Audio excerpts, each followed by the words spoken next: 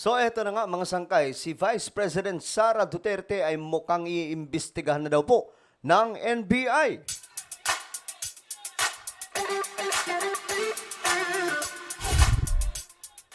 So hello, what's up mga sangkay? Good day, magandang oras po sa inyong lahat. Kamusta po ang lahat ng mga solid sangkay? Naway okay lamang po kayo at hindi po kayo naaapektuhan nitong mga nangyayari ngayon sa ating bansa, mga sangkay na gulo nitong mga politiko. No? Alam nyo mga sangkay, napapansin po natin ngayon itong gulo, pampolitika, mga sangkay sa ating bansa na lumalala. May mga gustong mangagaw sa pwesto, may mga gusto namang manatili sa pwesto. Kaya siguro napapanahon na para mag-parliamentary system po tayo kasi hanggat presidential system po tayo, talagang ganito po ang mangyayari mga sangkay. Agawan at saka siraan, matitindi. Hindi makapagtrabaho na maayos dahil po dyan mga sangkay. Pag-usapan po natin itong tungkol kay Vice President Sara Duterte ngayon. Kasi mukhang mag-iimbestiga na po itong NBI. Nang malalim.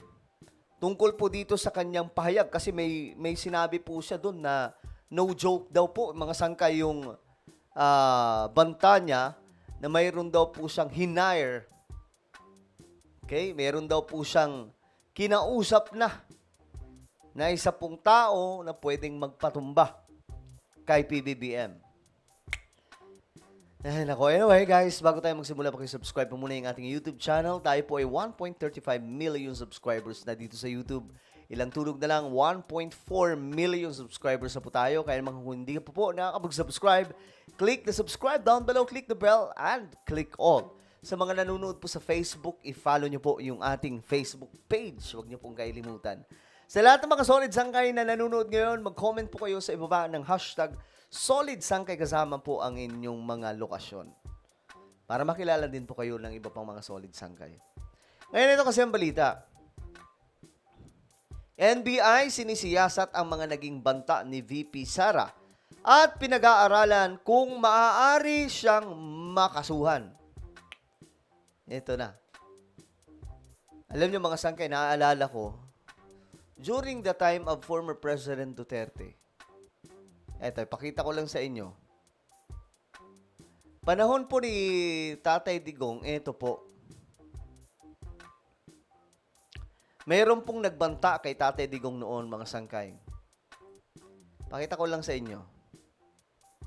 Ayan, ang nagbanta dati kay Tatay Digong. Isa pong teacher. Hindi ko alam kung joke lang niya yun, mga sangkay, pero actually, binatikos ko to. Nung time na yung binatikos. Kasi, hindi po talaga maganda. Pagbabantaan mo yung presidente ng Pilipinas. Ngayon, mga sangkay, wala, sinaglitan lang po siya. Ayun, binitbit po siya ng NBI. Diba? Ganyan po ang nangyari during the time of former president. Tapos ngayon, kay PBBM, pag ginawa to kay VP Sara, since si VP Sara ang nagbanta, malamang sa malamang, magwawala itong mga to.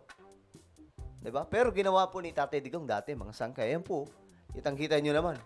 Kawawa yung itsura, di ba? Umiiyak po itong teacher na ito. Ngayon, eto na ang nangyari.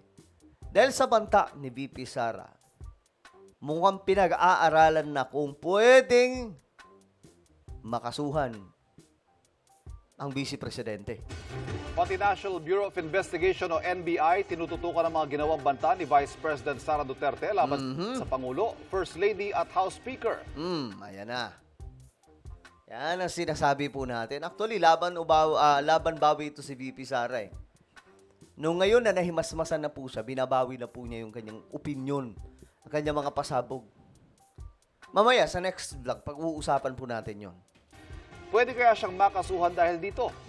Ang sagot ay isang legal expert sa pagtutok, ni Mav Gonzalez. Kapag pinatay ako, patayin mo si BBM, Ayan na. Seryosong bantayan. si Lisa Araneta, at si Martin Romualdez. Ang pahayag na ito ni Vice President Sara Duterte, tinawag ng law enforcement authorities na active threat laban kay Pangulong Bongbong Marcos.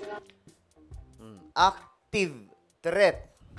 Aktibong banta laban sa first family ng Pilipinas. Alam niyo, di ko i-imagine, mga sangkay, kung kung ginawa ito ni Vice President Leni Robredo noon kay former President Duterte, ay naku po, sigurado, dampot agad mga sangkay. Kaso di ginawa ito ni Leni Robredo. Alam nyo, dito ko rin naisip mga sangkay. Ito lang naisip ko lang. Kasi dati, talagang nakikipagbardago lang si Tatay Digong kay Leni. Banat talaga si Tatay Diggs at that time. Halos inaaraw-araw po si Leni. Pero, never nagbanta si Leni na itutumba itong si Tatay Digong. Wala lang, makikita lamang po natin yung kaibahan. At ang PNP, pinaiimbestigahan na ito sa CIDG. Nako, ayan na. Ang NBI, sinisiyasat na rin ang pahayag ng bise. Pero para sa NBI, walang aktwal na banta ngayon sa buhay ni Pangulong Bongbong Marcos. Tapos, ang mahirap pa po dito mga sangkay, halimbawa, nag-iimbestiga, di ba? May lumabas na tao na sasabihin na totoo yung sinabi ni VP Sara na inutusan siya. Alam mo, itatanggihan nila. Sigurado. Diba? Itatanggi nila yan. Pero dito, klaro po yung kanyang statement.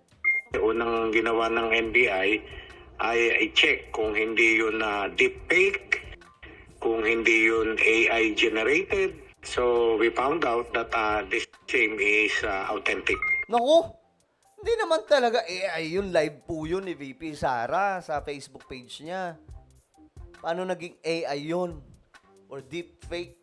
Ang rule natin, pagka may threat sa life ng presidente, ng matataas na opisyal, even kay VP Sara, ay hindi namin yan tinetake lightly.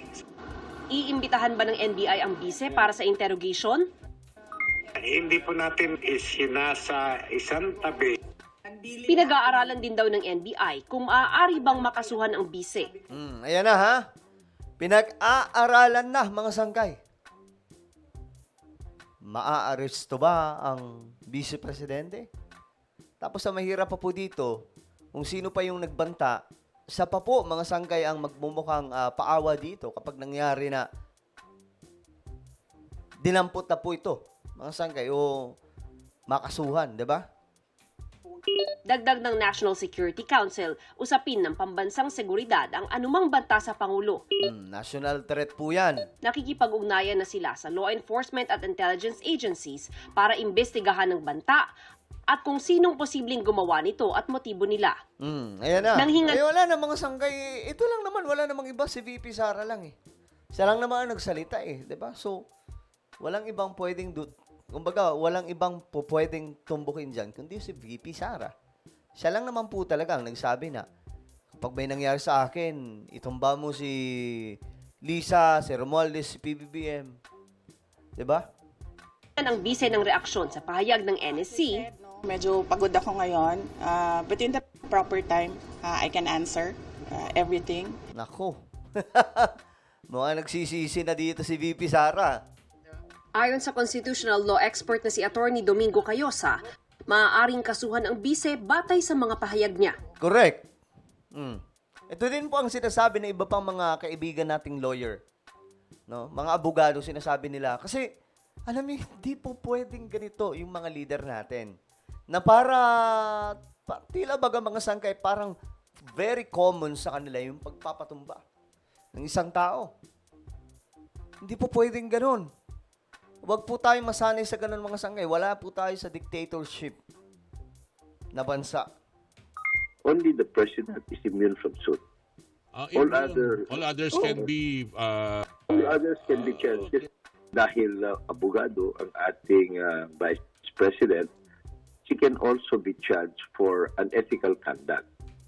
At but the penalty there is only pinakamataas na disbarment Bako. Madidisbar pa. from legal profession. Pwede ring libel kasi hindi lang naman yung pagmumura, kundi inakusahan talaga niya ng malalalim at malalaking krimen o mga anomalya akusasyon. yung First Lady. Ang inihintay ko talaga dito magsalita si PBBM eh.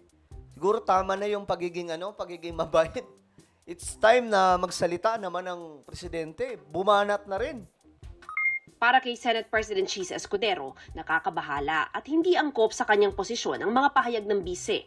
Diba? Panawagan niya sa malalapit sa bise, payuhan siyang iwasan ang Wala. Kahit naman anong payo nila, hindi nila mapipigilan ang Vice Presidente. According to the former President, Rodrigo Duterte. Even yung kanyang ama, mga sanggay, sinasabi po talaga, mahirap advisean itong si VP Sara. ganitong mga ani ay di angkop at posibleng criminal statements na hindi umano makatutulong kay Duterte at maging sa bansa. Para sa GMA Well, ano po ang inyong opinion, mga sangkay? Sa tingin nyo, dapat po itong si VP Sara makasuhan? Ano po ang inyong opinion, mga sangkay? Mag-comment lamang po kayo sa ibaba. And now guys, mayroon po akong isang YouTube channel, Sangkay Revelation. Magaganda po yung topic natin dito patungkol po sa mga nangyayari sa ating mundo, patungkol sa usapang Biblia, mga propesiya na nagaganap po sa panahon po natin ngayon. So ano po ang inyong gagawin? Hanapin niyo po ito sa YouTube, Sangkay Revelation, then click the subscribe, click the bell, and click all. Panoorin niyo po yung mga video natin dito. Ako na po ay magpapaalam, mag-iingat pong lahat. God bless everyone.